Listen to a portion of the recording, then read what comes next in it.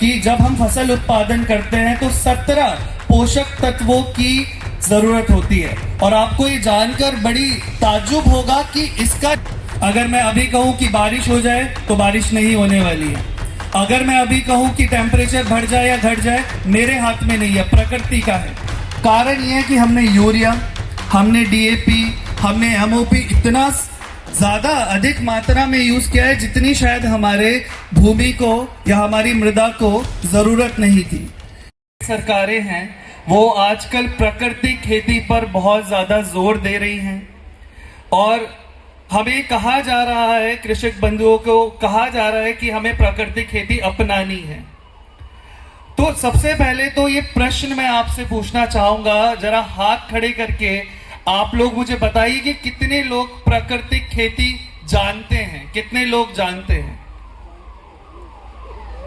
तो मैं देख पा रहा हूं कि पूरी सभा में कुछ लोग हैं जो हमारे प्राकृतिक कृषि और नेचुरल फार्मिंग जिसे हम बोलते हैं उससे जागरूक है। कितने लोग हैं यहाँ पर, कितने कृषक बंधु हैं जो कि जैविक खेती को जानते हैं। तो मैं देख पा रहा हूं कि संख्या अभी भी कम है। अब कितने लोग हैं जो कि रासायनिक खेती करते हैं और रासायनिक खेती को जानते हैं। तो आप देख सकते हैं कि जो मैं दर्शाना चाह रहा था वो इस सभा से बिल्कुल दिख रहा है कि जो जागरूकता है वो कहीं ना कहीं प्राकृतिक खेती के लिए और जैविक खेती के लिए कम है। तो जब जागरूकता नहीं होगी, जब समझ नहीं होगी, तो प्राकृतिक खेती हम फॉलो कैसे कर पाएंगे। चलिए आज का जो विषय है उसे शुरू इस तरह से करते हैं कि जब हम हरित क्रांति की बात करते हैं, जब 1960 की बात करते हैं, 1965 की बात करते हैं, तो उस समय जब हम भूखमरी के शिकार थे या हमारे अनाज इतना पैदा नहीं होता था कि हमारी पूरी जनसंख्या को खिला पाए, तो उस समय हरित क्रांति हुई। रासायनिक जो उर्वरक है उनका इस्तेमाल किया गया, सिंचाई पर जोर दिया गया और जो हाई यील्डिंग वैरायटीज हैं उनकी इस्तेमाल किया गया। तो उस समय वो जरूरत थी और उस समय उसने हमारी बहुत सहायता की, हमारी जनसंख्या को पेट पाला और आज तक पालती हुई आ रही है। लेकिन आज का जो परिवेश है वो बिल्कुल ही अलग है। अगर आज हम देखें, आज बीमारियां कितनी बढ़ गई है। कभी कभार हम बहुत अच्छी जीवन शैली जीते हुए भी रोगग्रस्त हो जाते हैं। कैंसर जो कि कभी सुनने को मिलता था, आज वो अमूमन हर परिवार में हमें किसी ना किसी रूप में देखने को मिलता है। हार्मोन्स का डिसबैलेंस कभी पहले शायद ही सुनने को मिलता, लेकिन आजकल महिलाओं में और हमारे बच्चों में, हमारे वरिष्ठ जो सीनियर सिटीजन्स हैं उनमें देखने को मिलता है। तो कहीं ना कहीं सोचने का मुद्दा यह है कि आखिर अगर हमारी जीवन शैली सही है, उसके बावजूद भी हम ग्रसित क्यों हो जा रहे हैं। तो कहीं ना कहीं सबके मन में और सबके ख्याल में एक बात जरूर आती है कि कहीं हम ऐसा खाद्य पदार्थ तो नहीं खा रहे हैं जिसमें रसायन भरा हुआ हो, जिसमें आपके विष भरे हुए हों। तो कहीं ना कहीं ये प्रूव भी हो चुका है कि बहुत सारी समस्याएं जो हैं वो हमारे रसायन की वजह से होती है या रसायनों के इम्बैलेंस यूज से होती है, जब हम सही मात्रा में आपके रसायन यूज नहीं करते हैं। और इसका एक बहुत ही प्रासंगिक जो एग्जाम्पल है, उदाहरण है, वो मैं देना चाहूंगा कि एक ट्रेन चलती है आपकी पंजाब से भटिंडा टू बीकानेर और उस ट्रेन को जाना जाता है कैंसर ट्रेन के नाम से। अब आप सोच रहे होंगे कि इस ट्रेन को कैंसर ट्रेन के नाम से क्यों जाना जाता है, क्योंकि जितना भी हमारा ये पंजाब का एरिया है, यहाँ पर इतना रसायन पहले इस्तेमाल हुआ कि यहाँ पर कैंसर के पेशेंट्स की जनसंख्या काफी पाई जाती है। तो वो अपना इलाज कराने के लिए बीकानेर जाते हैं, तो उस पूरी ट्रेन में ज्यादातर जो पेशेंट होते हैं वो कैंसर के होते हैं। और जब इसका कारण जाना गया कि आखिर ये कैंसर हो क्यों रहा है, तो पता चला कि जो वहां का भूजल है, जो वहां का ग्राउंड वाटर है, उसमें रसायन का जो प्रदूषण है वो उसके लिए एक बहुत बड़ा कारण है। फिर अगर हम बात करते हैं कि पहले अगर आप खेती करते थे 50 साल पहले, या अगर मैं सिर्फ 20 साल पहले की बात करूं, 15 साल पहले की बात करूं, तो अगर आप 100 किलो नाइट्रोजन डाल रहे थे तो उस समय काफी पैदावार मिल जाती थी। लेकिन आज शायद वही पैदावार लेने के लिए या पैदावार बढ़ाने के लिए हम और ज्यादा रसायन का इस्तेमाल करते हैं। इसे इस तरह से समझिए कि किसी चीज की लत लग जाए तो भूमि को भी हमने कहीं ना कहीं लत लगाई है, और जब उस लत को छुड़ाने की बारी आती है तो पहले हमें वही देना पड़ता है जिस चीज की उसे लत लगी थी। कहीं ना कहीं जब हम प्राकृतिक खेती की बात करते हैं तो सबसे पहले चलिए अब मैं चर्चा करता हूं कि प्राकृतिक खेती, आप समझ रहे हैं कि अब मैं क्यों इस तरफ आ रहा हूं। हमारी जो भूमि है वो बंजर होती जा रही है। हमारा जो जीवांश पदार्थ है आपकी मृदा का, जो कि पहले 1 या 1.5% से ज्यादा रहा करता था, आज 0.5% तक भी नहीं पहुंच रहा है। और फिर अगर हमारी मृदा होगी जिसका जीवांश पदार्थ, जिसमें ऑर्गेनिक कार्बन अगर ज्यादा नहीं है, वो 1% से कम या 0.75% से कम है, तो आप किसी भी तरह की कृषि प्रणाली उस पर इस्तेमाल कीजिए तो आपको उसके अच्छे रिजल्ट देखने को नहीं मिलेंगे। क्योंकि जो मिट्टी का जान कही जाती है, जो लाइफ ऑफ सॉइल कहा जाता है, वो ऑर्गेनिक कार्बन कहा जाता है। तो कहीं ना कहीं हमें समझने की जरूरत है कि ये जो जीवांश पदार्थ है, जो ये आपका ऑर्गेनिक कार्बन है, ये आखिर घटा क्यों। तो इसका पहला कारण ये है कि हमने यूरिया, हमने डीएपी, हमने एमओपी इतना ज्यादा अधिक मात्रा में यूज किया है जितनी शायद हमारे भूमि को या हमारी मृदा को जरूरत नहीं थी। इससे होता क्या है कि इसका एक बहुत ही अच्छा उदाहरण है समझने का कि जब हम यूरिया देते हैं, जब हम डीएपी देते हैं, तो और जब हम एमओपी देते हैं, तो जो आपके मेजर पोषक तत्व होते हैं जैसे कि नाइट्रोजन, फास्फोरस और पोटाश, वो तो आपकी मिट्टी को मिल जाते हैं, बट इसकी बलि चढ़ते हैं हमारे सूक्ष्म पोषण तत्व, जिन्हें हम माइक्रो न्यूट्रिएंट्स बोलते हैं, उनकी कमी होने लगती है। तो हमें ये ध्यान रखना है कि एक तरफ तो हम अपने जो मेजर पोषक तत्व हैं उनको तो बढ़ाते चल रहे हैं, लेकिन जो हमारे सूक्ष्म पोषक तत्व हैं उनको हम कहीं ना कहीं भूल चुके हैं। और जैसा अभी बताया गया कि जब हम फसल उत्पादन करते हैं तो 17 पोषक तत्वों की जरूरत होती है, और आपको ये जानकर बड़ी ताज्जुब होगा कि इसका 96% जो पूर्ति होती है वो हमारे पर्यावरण से हो जाती है, हमारे प्रकृति से हो जाती है।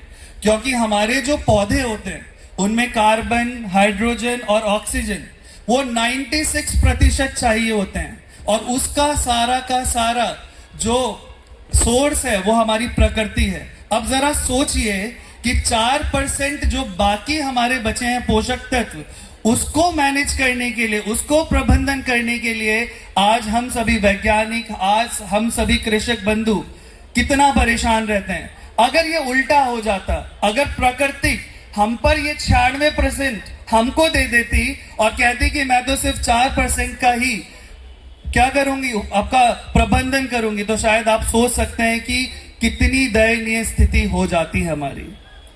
तो इसी तरह से 52 कारक होते हैं, 52, जो कि आपके फसल उत्पादन को क्या करते हैं, कहीं ना कहीं डायरेक्ट और इनडायरेक्ट अफेक्ट करते हैं। और उसमें से 7 ऐसे कारक हैं जो हमारे हाथ में नहीं है। अगर मैं अभी कहूं कि बारिश हो जाए तो बारिश नहीं होने वाली है।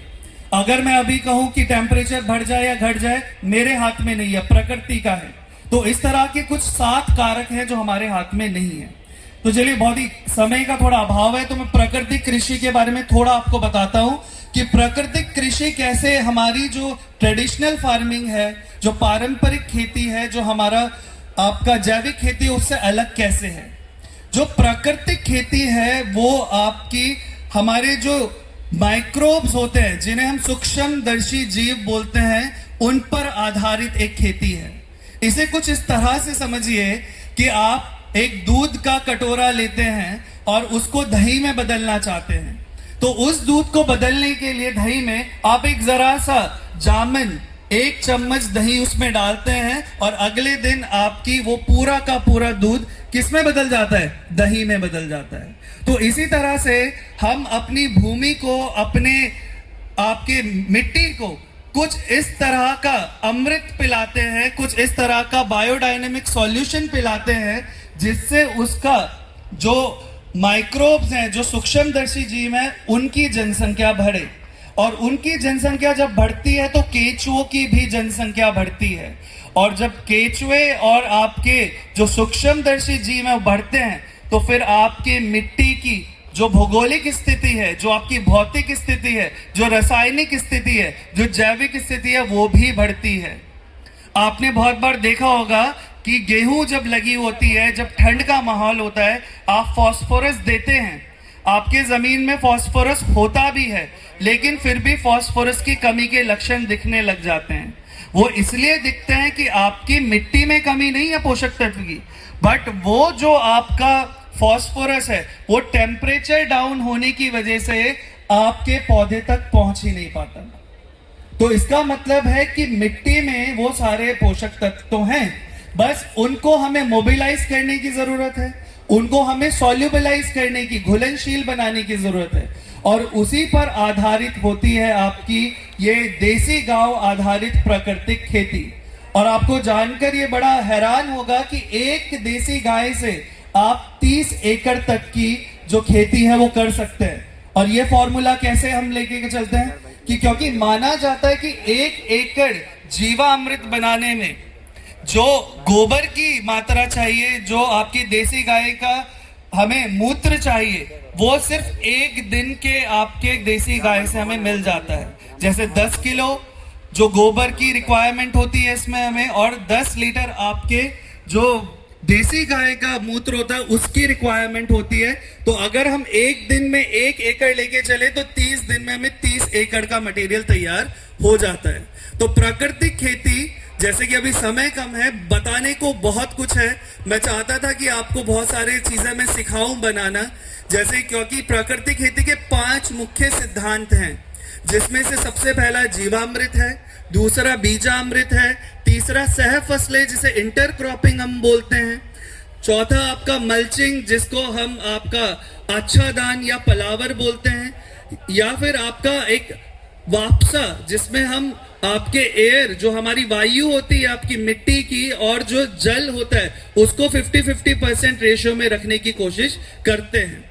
अब होता क्या है कि सबसे बड़ी दिक्कत क्या आती है कि आप सोचते हैं कि प्राकृतिक खेती करेंगे आज और कल आपको उसके रिजल्ट मिल जाएंगे। तो ये सिर दर्द तो नहीं है कि हमने पैरासिटामोल ले ली और सिर दर्द चला गया। कृषि की जो समस्याएं होती हैं वो एक्सट्रीम नहीं होती है, मतलब आप झट से उनको सॉल्व नहीं कर सकते, उनमें समय लगता है। जैसे मिट्टी को बनने में हजारों साल लग जाते हैं, है ना, और उसको मिट्टी को उसका विघटन होने में बड़ा आसानी से हम कर देते हैं, क्योंकि वहां पर इंसानों का रोल आ जाता है। तो हमें समझना होगा कि जो मुसीबतें हैं वो बड़ी जल्दी आ जाती हैं, लेकिन समाधान में समय लगता है। जैसे जैविक खेती की बात करें तो 3 साल उसका कन्वर्जन पीरियड होता है। इसी तरह से नेचुरल फार्मिंग में भी सबसे पहले हमें अपने भूमि के जो ऑर्गेनिक कार्बन है, जो जैविक कार्बन है, उसको बढ़ाना पड़ेगा। उसके लिए हरी खाद का हम प्रयोग कर सकते हैं, जैसे आपका सनई हो गया, ढैंचा हो गया, आपका जो गर्मी में लगने वाली मूंग हो गई, उसका इस्तेमाल कर सकते हैं। इसी तरह से आपका जहां पर अमृत वर्ड है, जीवामृत, बीजामृत, इसका मतलब है ये जीवामृत जो है ये जीवांश को बढ़ाएगा, जीवांश पदार्थ को, वहां की जनसंख्या बढ़ाएगा आपके सूक्ष्मदर्शी जीव की, तो मिट्टी को आपका ताकतवर बनाएगा। बीजामृत बीज को आपका क्या करेगा? ताकतवर बनाएगा। तो हर तरह का पौधे के बीज का जो हम बीजोपचार है वो बीजामृत से कर सकते हैं। फिर जितने भी अस्त्र हैं वो हमारे फसल के, आपके जो भी कीट हैं, हमारे जो रोग है, जैसे नीमा अस्त्र है, अग्नि अस्त्र है, ब्रह्मा अस्त्र है, सोंठा अस्त्र है, और सबसे अच्छी दवाई आपकी खट्टी छाछ। खट्टी छाछ जो होती है आपकी, आपने देखा होगा कोरोना काल में सबसे ज्यादा परेशान किया हमें विषाणुओं ने, वायरस ने, क्योंकि अभी हमारी जो मानव की जो सोच है वो कहीं ना कहीं वायरस को कंट्रोल करने में अभी असक्षम दिखती है, लेकिन आपका जो खट्टी छाछ होती है वो कहीं ना कहीं वायरस को भी कंट्रोल करती है। तो देखिए, बताने को बहुत कुछ है, लेकिन अभी और भी वक्ता हमारे साथ बैठे हुए हैं। तो जिस किसी को भी डिटेल में प्राकृतिक खेती के बारे में जानना होगा, मैं आपको अपना मोबाइल नंबर दे दूंगा। और मेरे को सौभाग्य रहा है कि मैं इससे पहले दरभंगा डिस्ट्रिक्ट में कृषि विज्ञान केंद्र में भी रहा हूं। वहां पर भी मैंने प्राकृतिक खेती में मैं मास्टर ट्रेनर था। वहां पर भी मैंने बहुत सारे कृषक बंधुओं के साथ काम किया है और अभी 3 साल से मैं कार्यरत हूं अमर सिंह कॉलेज में। तो जैसे हमारे सर ने कहा कि आप सभी अमर सिंह कॉलेज में पधारे। हमारे यहाँ ये यूनिट्स बनी हुई हैं, हमारे यहाँ ये नेचुरल फार्मिंग और 12-13 तरह के जो कंपोस्ट हम तैयार करते हैं, उनमें वैल्यू एडिशन करते हैं, वो सब की ट्रेनिंग हम आपको दे सकते हैं। तो इसी के साथ मैं आप सभी को फिर से वंदन करता हूं, अभिनंदन करता हूं, धन्यवाद। तो मेरा मोबाइल नंबर आप नोट कर लीजिए, 7895 467562 7895467562। तो बहुत बहुत धन्यवाद आप सभी का, शुक्रिया।